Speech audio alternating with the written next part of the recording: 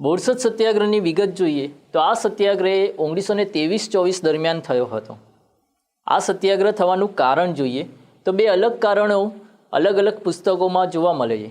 એટલે કે યુનિવર્સિટી ગ્રંથ નિર્માણ બોર્ડની જે પુસ્તકો છે તે અનુસાર જોવા જઈએ તો જે બોરસદ ગામના લોકો હતા તેઓ બાબર અને બહારવટિયાઓનો ત્યાં ત્રાસ હતો અને તેઓને મદદ કરતા હતા સરકાર વિરુદ્ધમાં, અને તેથી જ સરકારે ગામના લોકો ઉપર 2,74,000નો શિક્ષાત્મક વેરો નાખ્યો હતો।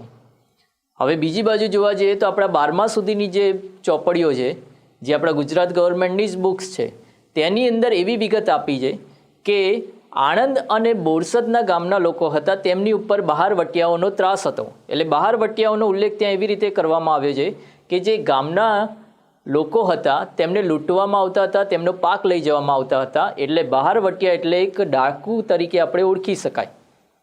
હવે આ લોકોની સામે જે રક્ષણ મેળવવા માટે ગામના લોકોએ અંગ્રેજો જોડે વધારાની પોલીસની માંગણી કરી અને અંગ્રેજોએ તેમને 1 વર્ષ માટે વધારાની પોલીસ આપી, અને આ જે પોલીસ આપી હતી તેનો ખર્ચો જે 2,74,000 જેવો આશરે થતો હતો તેને ગામના વ્યક્તિ દીઠ ઉઘરાવવામાં આવતો હતો।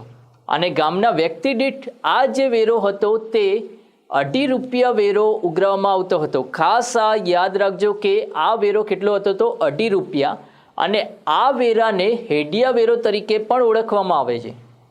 ગામના લોકોની દ્રષ્ટિએ જોવા જઈએ તો આ જે કર ઉઘરાવવામાં આવતો હતો તે અન્યાયી કર હતો, કેમ કે તેઓ મહેસૂલ તો આપતા જ હતા અને તેથી વધારાનો કોઈ પણ પ્રકારનો કર આપવાની જરૂરિયાત પડે નહીં, અને તેના જ માટે આ જે કરની વિરુદ્ધમાં એક આંદોલન એટલે એક સત્યાગ્રહ શરૂ કરવામાં આવ્યું, અને તેનું જ નામ એટલે બોરસદ સત્યાગ્રહ। હવે બોરસદ સત્યાગ્રહ છે તેમાં 2 નામ ખાસ યાદ રાખવાના છે, એક તો વલ્લભભાઈ પટેલ અને બીજા દરબાર ગોપાળદાસ। હવે યાદ રાખવાનું કે જો આ સત્યાગ્રહના મુખ્ય નેતા પૂછવામાં આવે તો આવશે વલ્લભભાઈ પટેલ, અને આ જે સત્યાગ્રહ હતું તેની આગેવાની કોણે કરી હતી તો તેની આગેવાની કરી હતી દરબાર ગોપાળદાસ। દરબાર ગોપાળદાસે આ સત્યાગ્રહની અંદર મદદ કરવા માટે એક સંગ્રામ સમિતિની નિમણૂક કરી હતી। એટલે ખાસ યાદ રાખજો કે દરબાર ગોપાળદાસે કઈ સમિતિ બનાવી હતી તો સંગ્રામ સમિતિ બનાવી હતી। હવે ગુજરાત પ્રાંતિક સમિતિ છે તેના વતી સરદાર વલ્લભભાઈ પટેલ છે તેમના આદેશ અનુસાર જ રવિશંકર મહારાજ અને મોહનલાલ પંડ્યા છે તેમણે બોરસદ ગામના લોકોને મળ્યા અને વિગત મેળવી, અને તેથી જ સરદાર વલ્લભભાઈ પટેલે ગામના લોકોને આદેશ આપ્યો કે હવે કોઈ પ્રકારનો આપણે દંડ ભરવાનો નથી, અને ગામના લોકોને સાથે ચાલીને એક આંદોલન શરૂ કરવામાં આવ્યું।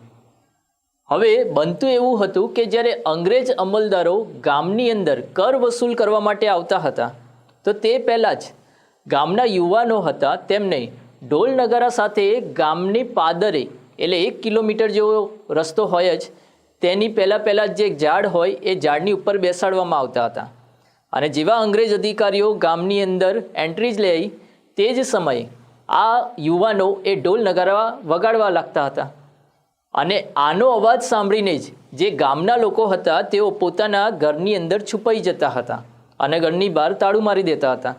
હવે જેવા અંગ્રેજ અમલદારો કોઈ લોકો મળે નહીં એટલે કર લીધા વગર પાછા જાય, અને આ જ રીતના કર ના ભરવાની એક પદ્ધતિ ચાલુ જ રહી। હવે જે સરદાર વલ્લભભાઈ પટેલ હતા, સરદાર વલ્લભભાઈ પટેલે છાપાની અંદર જે આખો ઘટનાક્રમ છે તેની વિરુદ્ધમાં જે સરકાર છે સરકારો તરફ આક્ષેપ મુક્ત એક લેખ લખ્યો, અને આ લેખની નજર નવા જ ગવર્નર વિલ્સનને આ જે આંદોલન હતી તેની વિગતની જાણ થઈ, અને તેથી ગવર્નર વિલ્સન હતા તેમણે ફરીથી આની તપાસની શરૂઆત કરવામાં આવી, અને તપાસના અંતે તેમણે એવું નક્કી કર્યું કે આ જે દંડ ઉઘરાવતા હતા તે અન્યાયી દંડ હતો, અને તેથી જ આ દંડને પાછો લેવામાં આવ્યો, અને જે આખા ઘટનાક્રમ દરમિયાન 900 રૂપિયા જેવો કર ઉઘરાવવામાં આવ્યો હતો તે પણ નાગરિકોને પાછો આપવામાં આવ્યો, અને આ જ રીતે એક સફળ આંદોલન સરદાર વલ્લભભાઈ પટેલના મુખ્ય નેતા તરીકે તથા જે દરબાર ગોપાળદાસની આગેવાની અંતર્ગત પૂર્ણ કરવામાં આવ્યું।